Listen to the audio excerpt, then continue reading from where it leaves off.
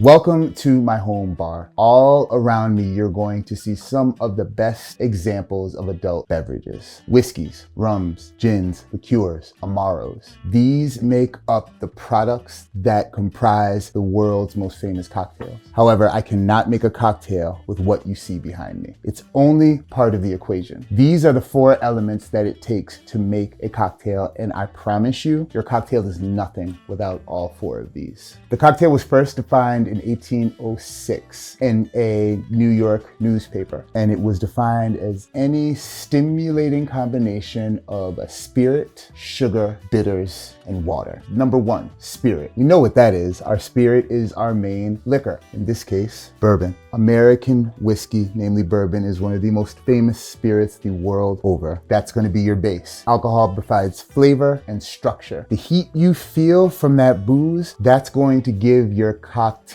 a nice body and rich mouthfeel. It'll burn a touch if you make a strong cocktail, but that's not always a bad thing. Next, we have an element that I think is really misunderstood. When people hear bitter, they usually make a face, but I promise you, you love things that are bitter. If you've had a pumpkin spice latte lately, you love bitter because the coffee at the center of that latte is going to have bitterness. If you took the bitterness out of that coffee, no matter how much sweet pumps of saccharine nonsense that you put into your drink of choice in the morning, no judgment here, the bitterness is what makes it really enjoyable. Bitterness gives a feeling of almost leather against the cheeks. It makes us salivate and it makes us want other flavors. When you find bitters, most traditionally in bitters. You've probably seen this before, whether you've gone to a bar or the grocery store, or you have a smart elder in your family that gave you this for a stomach ache. Angostura is the classic example of bitters. Fun fact, the label's bigger than the bottle. The legend has it that the two industrious gentlemen that were founding this brand, it was time for them to select the label. One of them went to buy the bottles, one of them went to buy the labels, and they communicate as well as men often do, and they ended up with an outsized label for the bottle. It didn't stop them and they're successful. So remember that, all my entrepreneurs.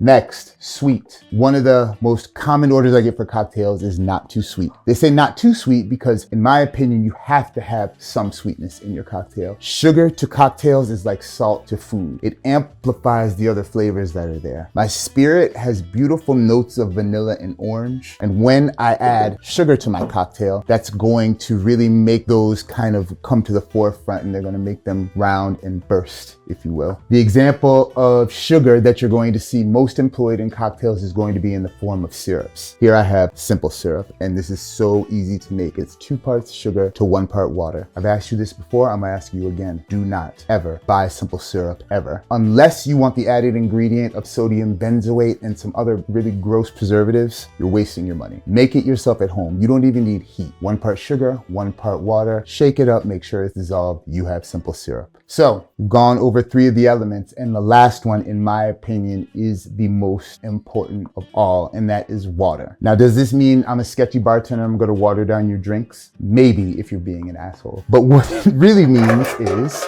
ice. Ice, in my opinion, is the sine qua non of cocktails. Without this, I'm just putting a smattering of ingredients together in a glass, but there's no cohesion between them. When alcohol dilutes, there's over 2,000 chemical reactions that happen. Proper dilution of a cocktail is what makes all of those other flavors play together nicely in the liquid sandbox. A liquid sandbox would be really, really awkward. First cocktail that I think got famous was the whiskey cocktail. The whiskey cocktail over time became known as the old-fashioned whiskey cocktail, and now is known as simply the old-fashioned. The old-fashioned has gone through a lot of really terrible changes, and there have been a lot of messed up things done to it. So I'm going to help you skip all of that, and I'm going to show you the most beautiful, bare bones, classic version of how to make an old-fashioned. We're going to serve it down. Serving down is making a drink directly in the glass that it's going to be served in and adding ice directly afterwards. Remember, we're going to be using the 4 elements of a spirit, a sugar, of bitters, and water. We're gonna start with the cheapest and smallest amount of ingredients first, and that's going to be our bitters. Angostura is the classic choice. This is the most popular brand, but as long as the bitters says aromatic, you're going to get something that is an approximation of this taste. The original recipe calls for 2 dashes. Some of us as bartenders rage pour the bitters and do 7 dashes. I find about 4 or 5 is a reasonable amount. 1, 2, 3, 4, boom. Bitters done. Sugar in the form of simple syrup. I found a scant ½ ounce is the perfect measurement. Scant means just under the line in your measuring vessel. So we're going to do a nice ½ ounce of simple. The ingredient most people rave over the most is our spirit. I am using Nelson Brothers bourbon. This is from Tennessee, made by my whiskey family. It's an amazing product, priced right. Highly suggest it for sipping, for cocktails, and everything in between. Shout out to Nelson Brothers. This is not an ad. This is just because I love them. 1, 2. And now, once again, this part is the most important, and it's my favorite because my form of dilution looks pretty baller. We have some hand cut ice here. We don't do a square, we do a nice kind of random shape because I don't know how to cut a square and I cut myself the last time I tried, but it looks cool, so we're gonna go with it, all right?